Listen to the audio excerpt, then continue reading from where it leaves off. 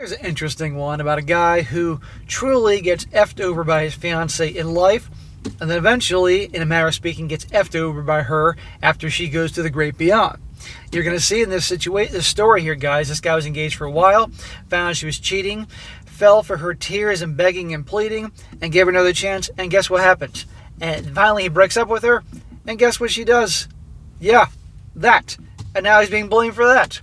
I thought it'd be a good one to go over here to show you guys, once you're always a cheater, don't take them back. And don't let anybody tell you it's your fault because somebody else goes to that extreme or something like that. You have a right to kick somebody to the curb if they do you wrong in that way. Title: I broke up with my fiancée of 4 years, 2 weeks after catching her in a huge lie and then finding out 3 days ago that she offed herself because I would not take her back. I'm in need of some serious advice as I'm being blamed for everything. Of course you are, because it's never the gal's fault for anything. It says, hi guys, I need some serious advice as I'm pretty much being cornered by basically everyone and I really don't know what else to do as my mental state is declining and I'm left wondering, is it really all my fault? Little background here. Me and my ex-fiancé have been together for almost 6 years and engaged for 4 out of those 6 years. Smack! You got engaged after just 2 years? You out of your freaking mind, dude? And he's 28, so he got engaged when, let's see, he was 24. Yeah, nuts. And she was 23. I was introduced to her by a close friend at a party, and we just clicked. Yeah, well, punch that friend of yours. She was attractive, had a great personality, and had similar hobbies as me, and made it perfect. Back in April of this year, I started noticing little changes in her. She started wearing more revealing clothing to work, started putting more makeup on, etc. To be honest, I had no problem with any of that stuff as it's her body. She can wear whatever she wants and put how much makeup on as she wanted. But what made things worse for me was that when she started coming home late from work, etc., etc. Smack! She's to be your wife? You absolutely have a right to say, oh, no, no, no, no. You're not going out dressing up like you're going to the club, wearing those short-ass skirts and the short dresses where people can see your hoo-ha practically when you walk on a step, or wearing enough makeup that you look like freaking Mrs. Ronald McDonald. No, no, no, no, no. You have a right to say it, because I guarantee you, she'd have no problem telling you what's what. And I might add other deep things you should have laid down the law about. She started coming home late from work, or how instead she was spending the weekend off with me. We had both weekends off from work, and she instead was always going out. She's not spending. You're engaged, going to be married soon, and she's always going out and doing all these suspicious things. This is when you lay down the law and say, that's it. You're going to be engaged with me. No more of these going to the clubs and the bars, because why would you? Girls go to the clubs and the bars for attention and validation or to get some sausage. That's why. Most of them don't like it, to be honest with you. Come on here. Got to lay down the law. I had once asked her why she never invited me to come out with her, to which she replied it's only girls' night out, and that her other friends would not be happy if I tagged along as they were not bringing their own boyfriends with them. Yeah, because they brought their boyfriends with them, they couldn't cheat. It all came crashing down when me and her had a huge fight in June because she decided that instead of going out on a date with me, she told me how she already had made plans with her friends and that it was rude of her to cancel. How about you're being rude to me and disloyal to me with all these things that we've been talking about here? That for me was it, and I effing blew up at her, and we had a huge fight which resulted in her packing her bags and leaving. I'd be like, great, sayonara. I didn't hear from her for almost a week. None of her friends knew where she was, and heck, none of her even folks knew what was going on until she finally contacted me and wanted to talk. You should have broken up with her. Many times this guy should have broken up with her. By him getting engaged with her at 24 years old, what did that communicate to her? I got this guy. This guy clearly doesn't have a whole lot of options with women, because if he did, he would take his sweet ass time getting engaged. And after 2 years, and what happens when you give women like this certainty? Bullshit happens. Taking advantage of you. How do I know? Because I've done 2,600 motherfucking videos on lots of subjects just like this proving that. And of course, I've been around the block in these 46 years in this wonderful world of ours. Imagine my surprise when she confessed to me that there was another guy involved, and how all this time she was hanging out with him, when all this time she was lying to me about hanging out with her friends. Goodbye. It's over. Give me my ring back. I effing blew up. I want nothing to do with her and was going to break up with her until she got on her knees. Well, she's obviously very good at doing that. And begged me to give her a second chance, which my dumbass self did. Smack! Clearly you didn't understand once a cheater was a cheater. She knew how to manipulate you. After all that, you're still going to marry her? First time, guys, you can feel bad for the guy. Second time,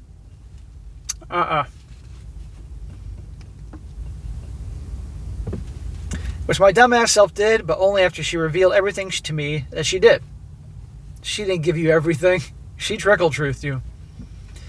It made me effing sick to my stomach, but in the end, I forgave her and told her to delete all contact with the other guy, and that I expect her to have no contact with him going forward, which she promised, and things kind of went back to before.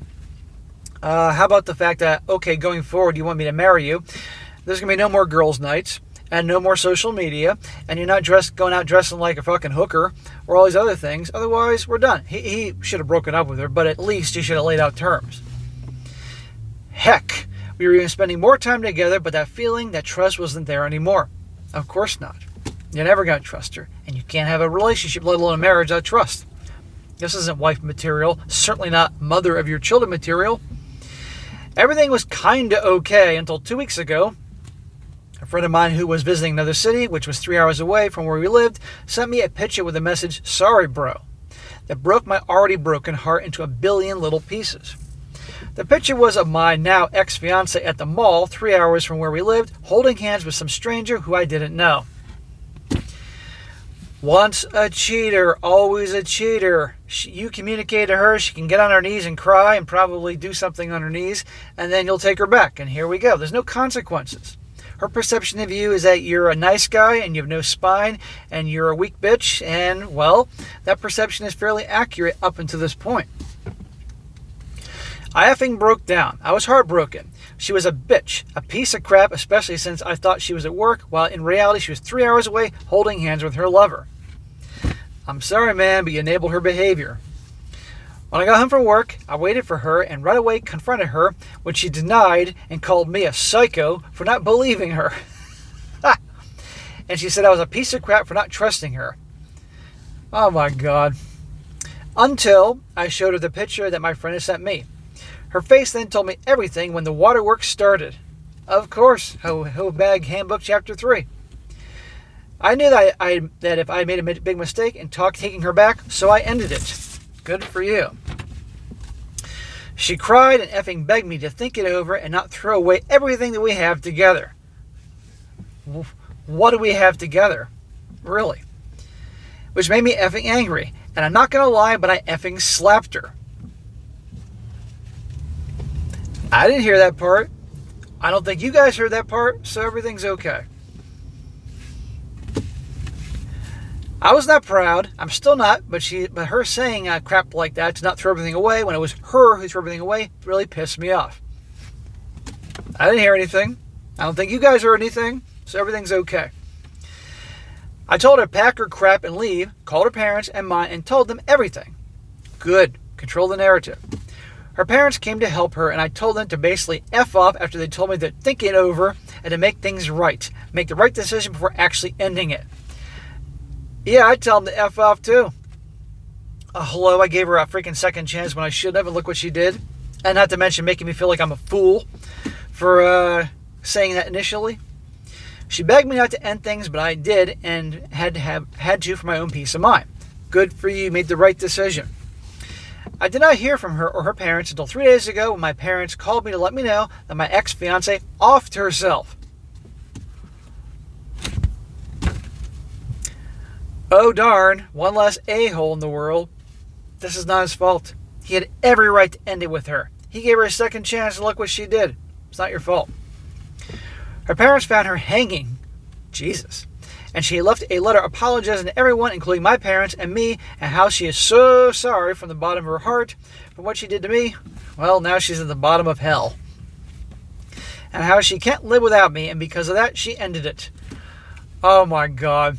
Usually in these situations, they go so far as there's some cutting or some pills taken and go to the ER, but they don't actually go through with it. Wow. I'm at an effing loss. Ex-fiance's friends and family are blaming me, And my own mother told me that was my fault. She told me that I should have forgiven her since I'm clearly worth committing offing over. I'm effing disgusted. I've currently taken off some work and I don't have a single clue what to do. Bro, you did the right thing. F her from the freaking beyond, and F her family and friends and your own mom and anybody else that's telling you it's your fault. Bullshit. She made the grown-ass adult choice to end herself. She could have gotten care. She could have gotten help. She could have talked to her family. She could have gone to the doctor. She could have checked herself into the psych ward, anything.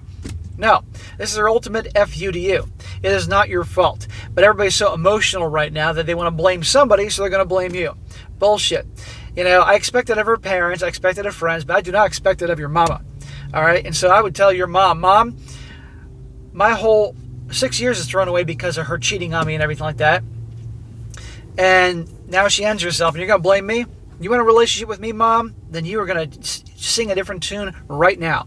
Unless, of course, Mama is a big giant cheater, and you have to question whether you're your own father's son. And as for her family, anybody else, tell them, I'm sorry for your loss, but if you accuse me of anything or say it's my fault again, we're going to have a serious freaking problem here. End of story. It is not his fault at all. But anyhow, guys, once a cheater, always a cheater. Don't take them back. And if these gals do anything drastic like this, it's not your fault. And don't forget that.